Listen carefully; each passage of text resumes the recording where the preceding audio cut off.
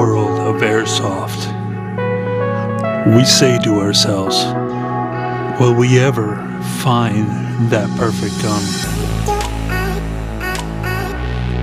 In a journey of going through gun to gun, you say to yourself, am I gonna find it? You never know. The gun has to find you. After years and years of trying different guns, I believe I finally come close to the perfect gun. But this is my HK416 Bloomies / Umbrella Armory build.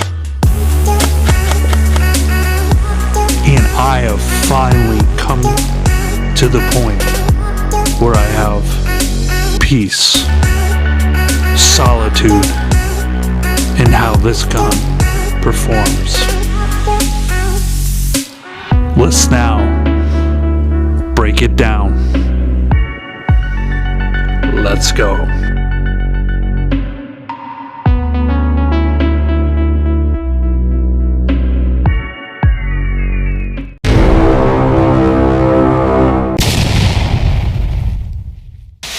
Alright, here we go, S.C.A.ers. The gun you've been waiting for.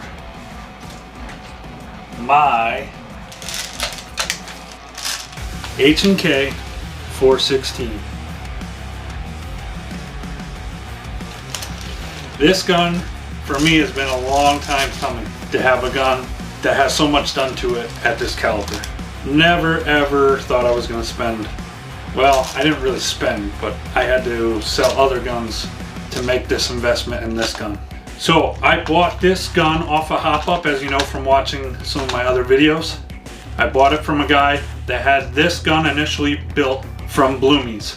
Not everybody knows who Bloomies is. He's an airsoft tech that offers his services mostly through hop-up and Instagram. So if you're on either of those, then you have no clue who he is. From most of the reviews I've seen from him, he does a good job. I did end up having an issue with the build though, but that was in the barrel. Okay, normal barrel. BB. And go right down. And then right down. Okay, the CCI barrel.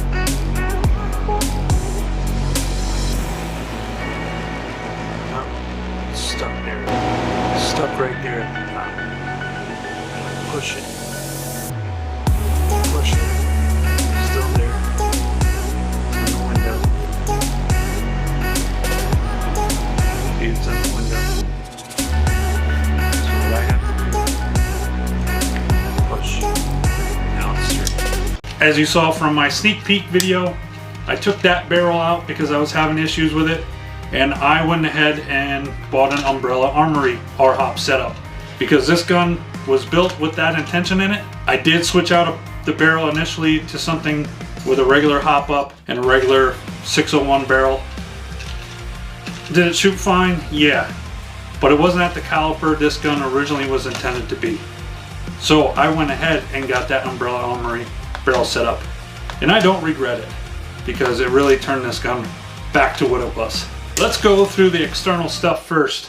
Let's start right here at the end. It has a Surefire replica suppressor with the quick release. You hold the collar, turn that, pops off. And as you see here, the barrel sticks out the end. I got a little bit longer barrel when I did the Umbrella Armory order. I won't run it without this. To me, it's a little short for me. This little bit of an extension makes it feel like it's a bigger size for me. That's just me. So you turn that back on. Then the thing I absolutely love is it has the Geisley Replica Rail on here for the HK416. It is a beautiful rail. The bronze is well done. The replica markings are near perfect. That's an awesome rail. And what I love about it, as you can see, I run a Sling on this all the time. You have your QD mounts on either side. Okay, pop and go. Beautiful, love that. Then you get down to your VFC 416 upper and lower receiver. As you know, they do a really good job with their externals. The markings are awesome. The upper and lower receiver are really nice. And this HK grip is awesome. It's got some texture to it. It's more straight down like the PTS. Feels good when you grip it. I really like it. I could see if you have a little bit of smaller hands that this might be too big or too wide for you. Maybe swap it out or whatnot if you ever go and want to pick up one of these down the road. Okay, we go up.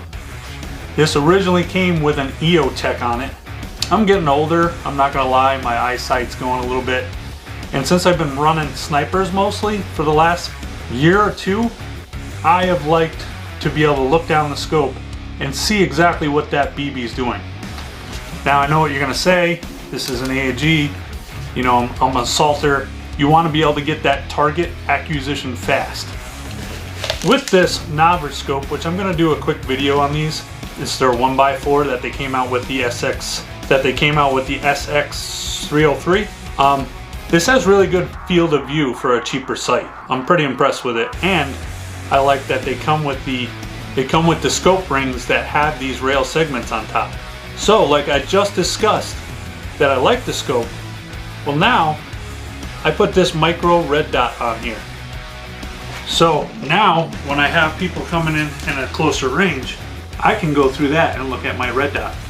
Come up, get those close targets, and then go back if I want a little bit of distance, and I want to be able to see what my BB's doing at range, because sometimes you can't see what they're doing at range. If you're 100 foot plus, can you really tell what your BB's doing? I mean, if you have great eyes, good on you, maybe you can. But once you get out there, you can't really tell. And if you look through a scope, you can see what they're doing. And then you can adjust accordingly. You know, sometimes you have to canter.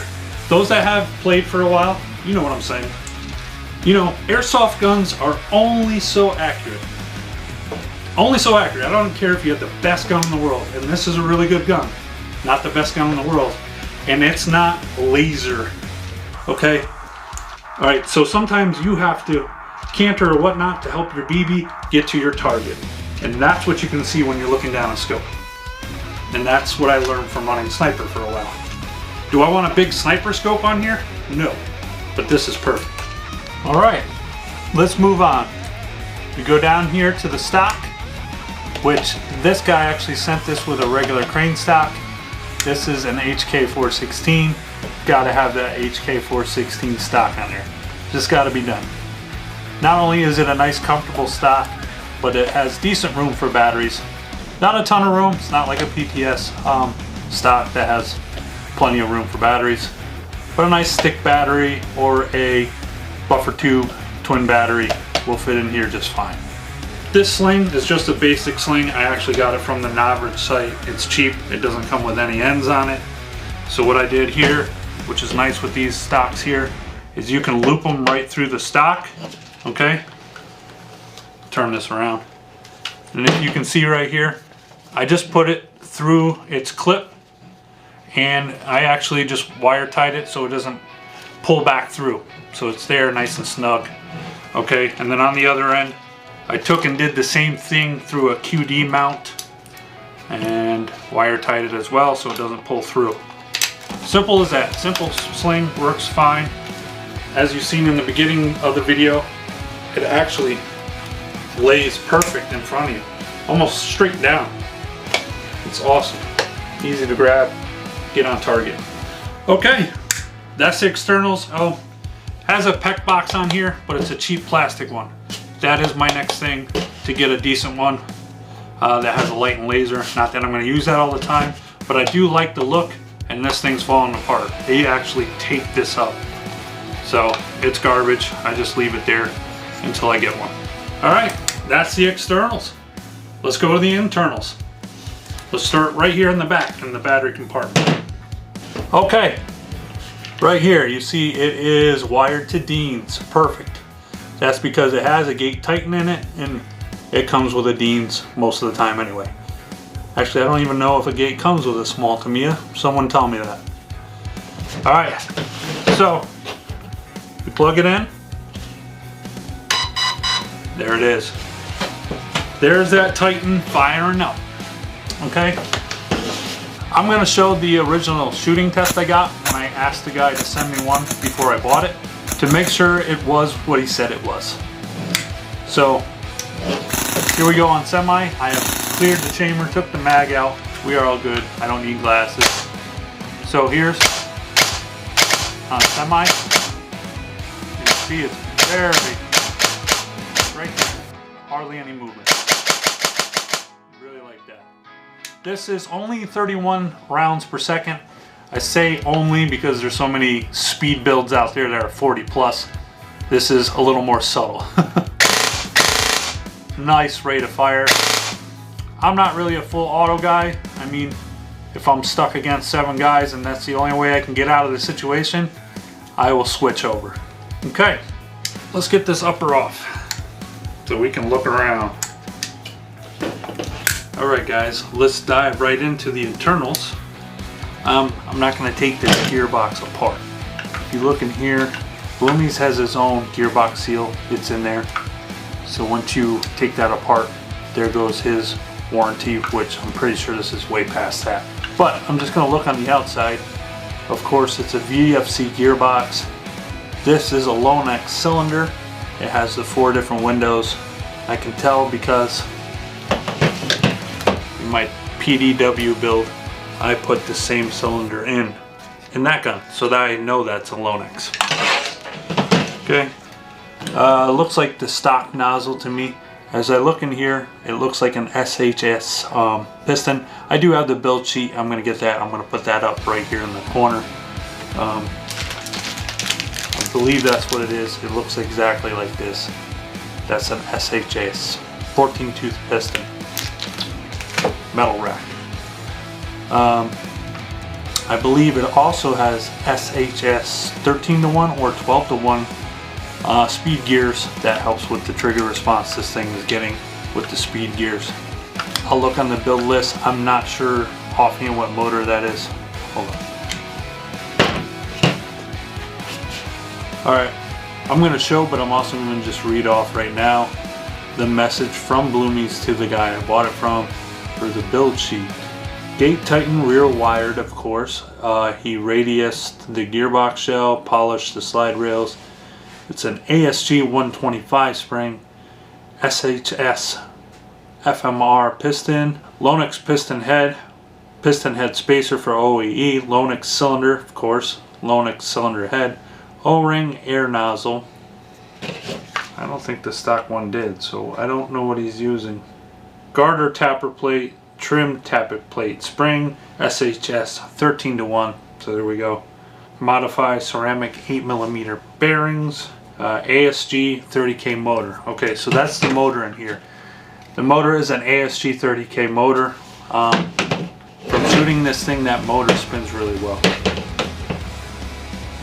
And then to the original R-Hop, which I talked about, which was the 602 ZCI barrel, flat bunking and flat nub, which is no longer in this gun. Alright, that's me going over it. I'll also put it up on the screen so you can see it. Alright, so we're done with that side. Now I'm going to show you the front side of the internals, which you've already seen me install in that teaser video. But let's take it out and I will explain this one as well. So here we got a 363mm, which is a size I like. I think that is the perfect size between being a little too short and being a little too long.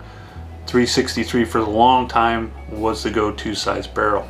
So you come down, this is actually a Pro-Win hop-up, not a max hop-up, a Pro-Win hop-up. That umbrella arms modified. You can tell that this clip is something different that they use, and even the hop-up arm is a different material than what comes in a Pro-Win. So I'm not sure what they use there. It's something they do in-house. Okay, and so they put a flat bunking in here. It doesn't really say what manufacturer or who makes it, and then they say it's an M nub for the arm. And of course, they do their own patching for the R-hop. So you can order it just like this. It was 180 bucks to get it like this. And so far, it's been well worth it. It's still breaking in, I'm still working with it, but the initial shots were great. Okay, so it's a stainless steel Prometheus 603 barrel. They send you with a package of O-rings. I ended up putting 2 on here, and that seems to be perfect. I'm gonna get us a chrono test with this barrel and see how the air seal is with the 2 O-rings. I haven't done that yet, and we're just gonna see the FPS of this gun overall. Alright guys, that's my 416 build. I take no credit in building anything internally. I did not. It's a Bloomies built gearbox. I did switch up the inner barrel and hop-up system with an umbrella Armories, which I had nothing involved with besides ordering it and installing it. Like I said, I changed a couple of the exterior stuff. I didn't mention earlier that I did end up putting a real Magpul RVG stubby grip on here. It's one of my favorite grips. Alright, let's get some FPS measurements. It's still not good enough weather here to do a really good range test like I've done on some of my earlier videos.